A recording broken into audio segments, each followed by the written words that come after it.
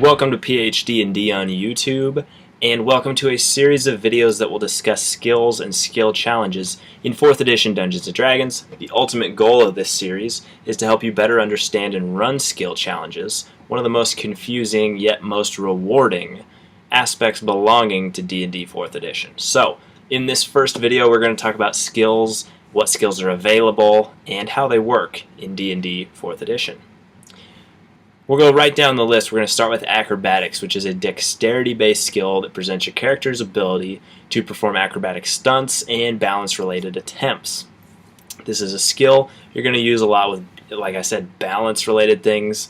A lot of times it gets confused by dungeon masters and players with athletics, and I'm going to do athletics next because athletics is a strength-based skill that represents your character's ability to perform feats of strength and athletic stunts. So if you're ever confused on which one you need to do, just think of which score they're based off of.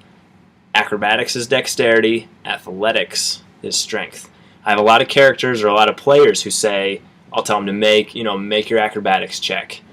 And they'll say, can I use athletics instead? First off, metagaming, yes I know.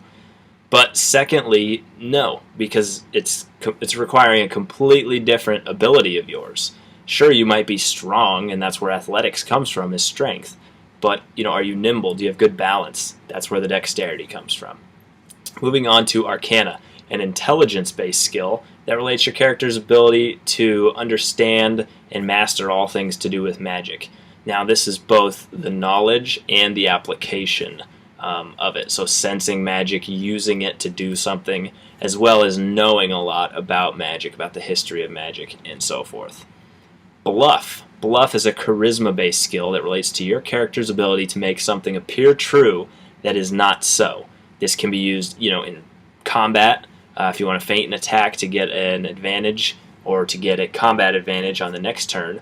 You can make a bluff check to make your opponent fall for something, giving you the advantage thereafter.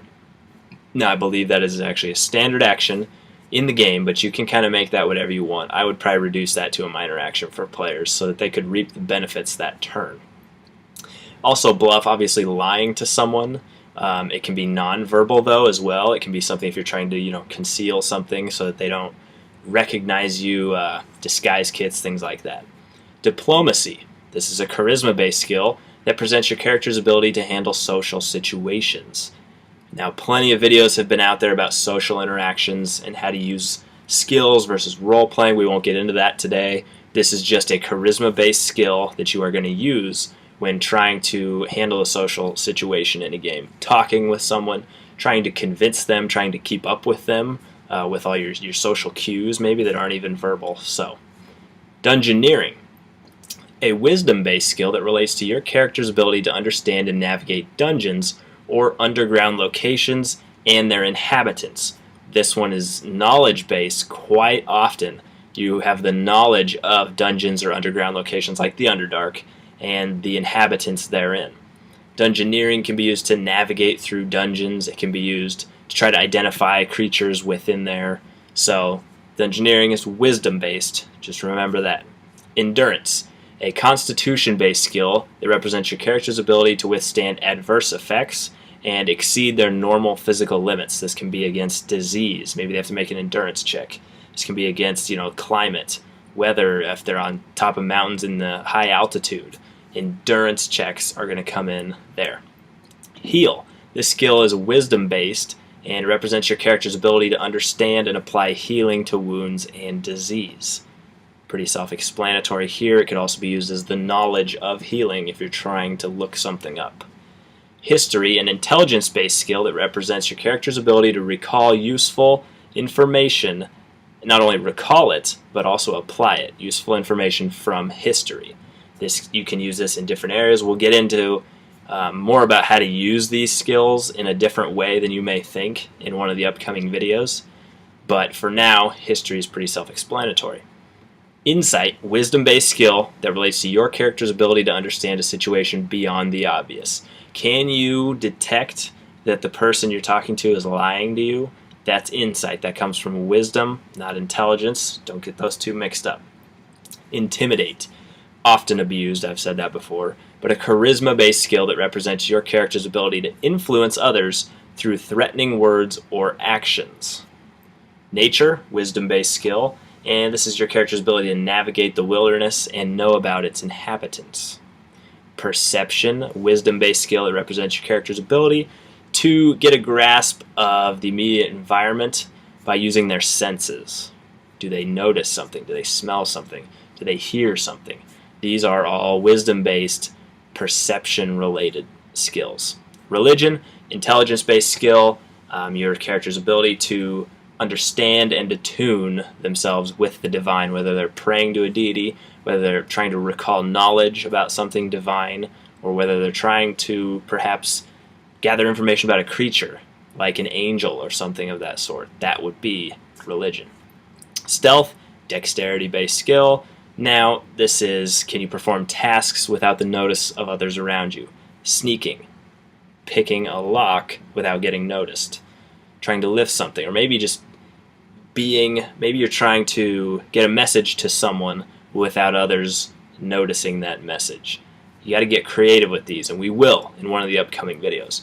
Streetwise, charisma-based skill, your character's ability to find out more about their environment through their interactions in it and with those inhabiting it. Do you understand who runs the city? Do you understand where certain people are located within the city? Streetwise and talking to others around you can help that. Thievery, dexterity-based skill, your character's ability to perform tasks such as opening locks, disabling traps, and again, pretty self-explanatory.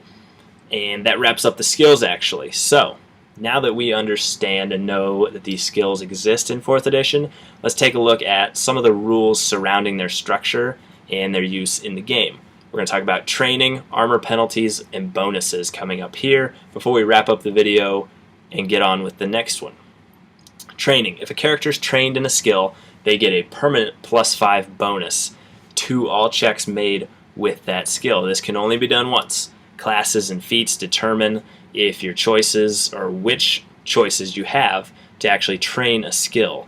So consider your background when choosing what's going to be trained. Don't just train stuff to maximize, certain stats. If your character would be trained in thievery, did he grow up in a thieves guild? Well, then you probably better train thievery. You have that permanent bonus because at some point someone gave you formal training in thievery. So keep it relevant to them and their story.